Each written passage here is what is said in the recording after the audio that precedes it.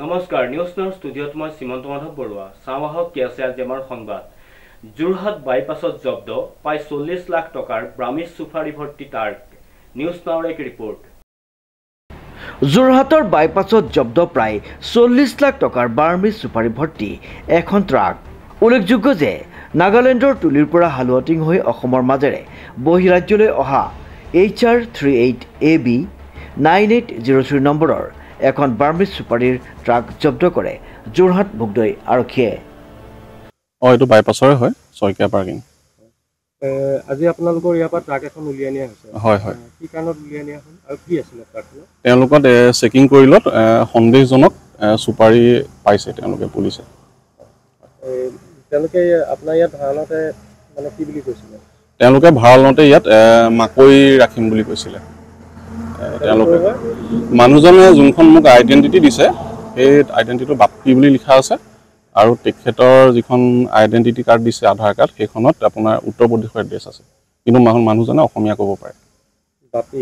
বাপ্পী কি লিখে? বাপ্পী উপাধিটো মই একজেক্ট পাহৰি গৈছোঁ এতিয়া।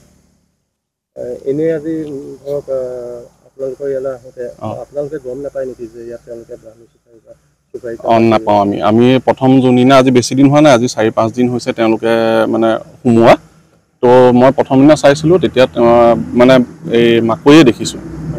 হয় আজি পুলিচ আহি মানে আজি প্ৰথমতে দুটামান দল সংগঠনৰ ল'ৰা আহিলে আহি পেলাই কি আছে বুলি সুধিলত যেতিয়া মানে ড্ৰাইভাৰকেইজন যিকেইজন মানুহ আছিলে কৰ্মচাৰী তেওঁলোক মানে পলালত আৰু এনেকৈ মানে পুলিচক খবৰ দিয়া হ'ল আৰু তাৰপৰা আহি তেওঁলোকে গাড়ীখন এতিয়া চিজ কৰি লৈ গৈছে। ধন্যবাদ। আপোনাৰ নামটো কি আছিল? মোৰ নামটো স্বাগত। আপোনাৰ নামতহে আছে ন? হয় হয়। জানিব পৰা মতে যোৰহাট বাইপাছৰ শইকীয়া পাৰ্কিঙৰ পৰা আৰক্ষীয়ে উদ্ধাৰ কৰিছে ট্ৰাকখন। আৰক্ষীৰ চকুত ধূলি দি চোৰাং সৰবৰাহ হৈ আহিছে এই চুপাৰী তাৰ সমান্তৰালভাৱে ইয়াৰ নেতৃত্ব বহন কৰি আহিছে গোলাঘাটৰ 2 চোৰাং সৰবৰাহকাৰী। এই চোৰাং কাৰবাৰৰ লগত কোন কোন জড়িত হৈ আছে ইয়াৰ সম্পূৰ্ণ তথ্য আৰক্ষীৰ অনুসন্ধানৰ পিছতেই পোহৰলৈ আহিব। যোৰহাটৰ পৰা অনুপম বৰাৰ ৰিপৰ্ট নিউজ নাও।